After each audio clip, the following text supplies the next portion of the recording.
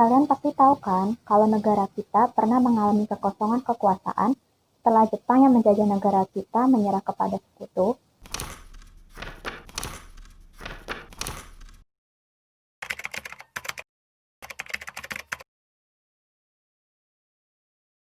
Punten, Bung Karnonya ada. Bung Karno, main yuk.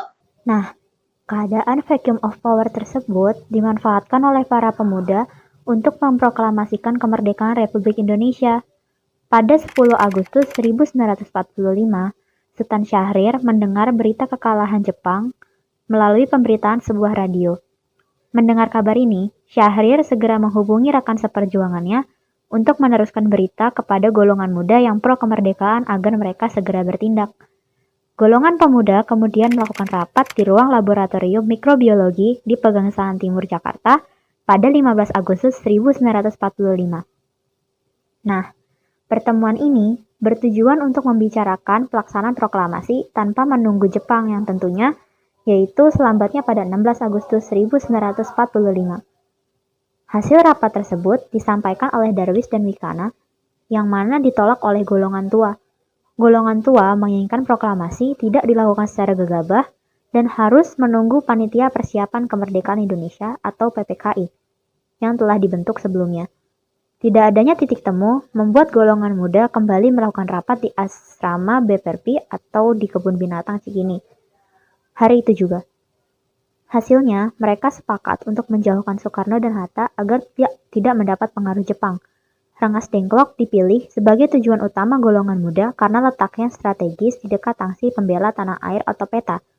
Ini kejadiannya pas jam 3 pagi kan ya? Iya. Bayangin deh, kayak lagi enak tidur gitu kan. Terus udah mimpi indah. Terus tiba-tiba ada yang ngetok pintu. Dok, dok, dok, dok. Punten, Bung Karnonya ada. Bung Karno, main yuk. Terus pas keluar langsung diculik gitu tiba-tiba. Terus tahu-tahu udah di Rengas Dengklok, kan lucu gitu nggak sih?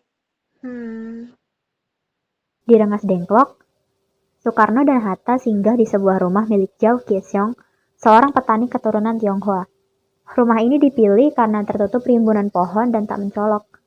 Hingga sore hari, Soekarno dan Hatta masih berada di sana. Golongan muda kembali mendesak proklamasi kemerdekaan Indonesia untuk segera dilakukan. Dalam penculikan itu, Soekarno didesak para pemuda.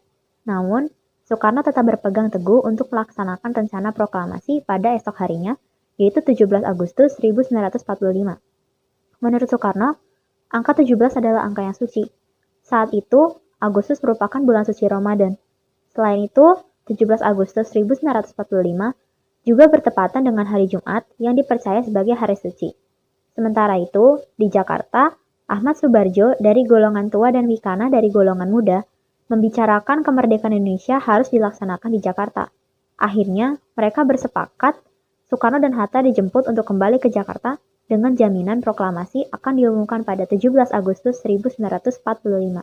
Bentar, ini zamanannya apa? Nyawa dong. Pas mau yakinin golongan muda, tiba-tiba yang golongan muda bakal kaget gak sih? Kayak datang-datang terus bilang kayak, pulangin Bung Karno sama Bung Hatta, janji 17 kita bakal proklamasi. Nggak percaya, lihat aja nanti.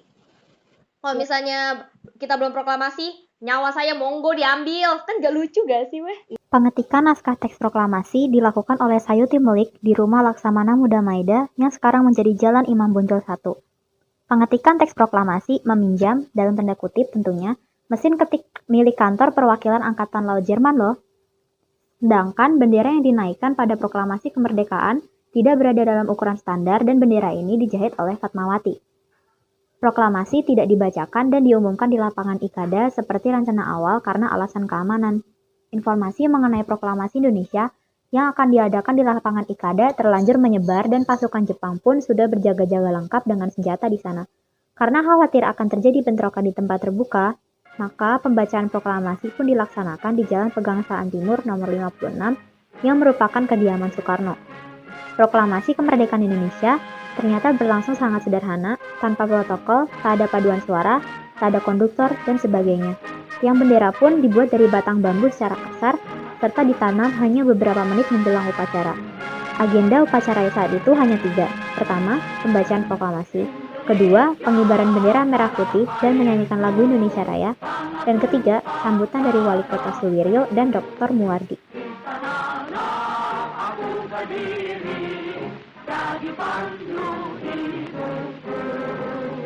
Indonesia kebangsaanku, bangsa dan tanah airku, marilah kita berseru, Indonesia bersatu. Hiduplah tanahku, hiduplah negeriku, bangsaku, rakyatku semuanya. Bangunlah jiwanya, bangunlah badannya, untuk Indonesia Raya.